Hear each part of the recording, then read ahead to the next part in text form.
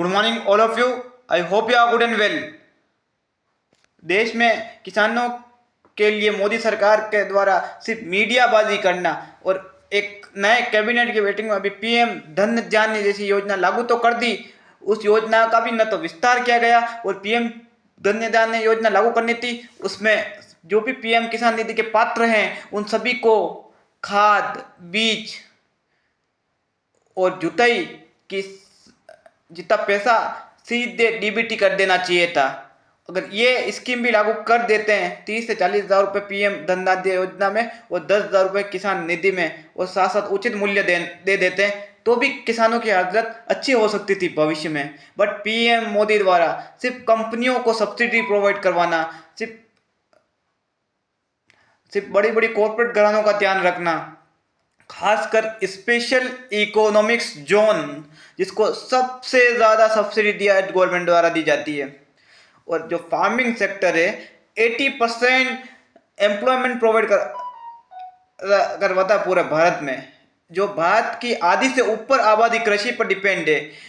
इतनी मीडियाबाजी होने के बाद भी एक पीएम किसान निधि 2,000 जैसे छोटा अमाउंट भी टाइम पे जारी होना और टाइम पे जारी होना। अगर मैं आपको बोल दूं कि अगर फार्मिंग सेक्टर में किसान क्रेडिट कार्ड की जो लोन की किस्त होती है थोड़ा सा भी डिले होता है तो उसके ऊपर एक्स्ट्रा इंटरेस्ट लगा दिया जाता है, एक्स्ट्रा चार्ज लगा दिया जाता है, या फिर उसके ऊपर भी प्रोसेसिंग फीस 0 करनी चाहिए। 10 लाख तक 0% ब्याज की रेट रखनी चाहिए। और साथ साथ फार्मिंग सेक्टर में जो 60 अबव फार्म हाउस है उसको सोशल सिक्योरिटी देनी चाहिए। उसको पेंशन अगर नेताओं को भत्ता वगैरह पेंशन मिल सकती है तो किसानों को क्यों भत्ता नहीं मिल सकता। और साथ साथ प्राइवेट सेक्टर के लिए भी मैं बोलना चाहूँगा 60 अबव अगर जो काम कर रहा है तो ठीक है, बाकी एज लिमिट उसकी फिक्स करनी चाहिए, उसका वर्क लोड भी फिक्स करना चाहिए, एज अकॉर्डिंग लोगों को वर्क लोड देना चाहिए।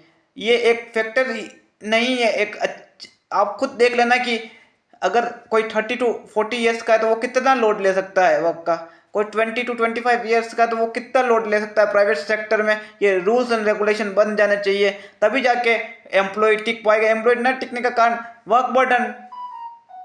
काफ़ी वर्क बर्डन होना, वो मैनेज नहीं कर पाना, और मैनेज नहीं कर पाने की डर से एम्प्लॉय जॉब को ड्रॉप डाउन कर देते हैं और कोई ग्रोथेबल वर्क नहीं होना, एक बोरिंग सा जॉब कल्चर होना। एक फार्मिंग के साथ साथ में युवा का सेक्टर का भी एक कंटेंट होता है तो इसमें ये सारी चीज़ें मैं इंक्लूड करना चाहता हूँ। एक बोरिंग सा वर्क होना और साथ साथ जो कल्चरल एक्टिविटीज़ नहीं होना ऑफिसों में।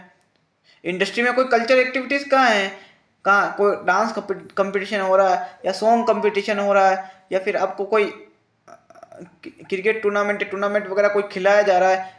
ये बड़ी बड़ी कुछ कंपनियों को छोड़कर छोटे छोटे इंडस्ट्रियों में ऐसा नहीं हो रहा, इसका सब बड़ा रीज़न है।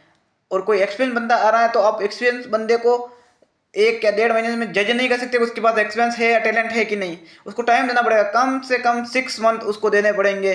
किसी भी नए बंदे को अगर आपने 6 मंथ नहीं दिए कंपनी में, 6 मंथ उसको नहीं दिए, वो जो कर रहा है उसके ऑब्जर्वेशन करे, वो पूछ रहा है आपको, उसको कैसे जवाब देना है, कैसे आंसर देना, कैसे उसको गाइड करना कि इस वर्क को किस तरह से किया जाए, तो फिर जाके वर्क आसान होता है और एम्प्लॉय टिकते हैं। बट जॉब कल्चर में भी चेंजेस की जरूरत है जो भारत सरकार नहीं करती है। साथ साथ फार्मिंग सेक्टर को तो पूरा बदलने की जरूरत है, पूरा का पूरा चेंज करने की जरूरत है। मशीनरी का युग है, आर्टिफिशियल इंटेलिजेंस का युग है, सारी चीज़ें प्रोवाइड करवाना।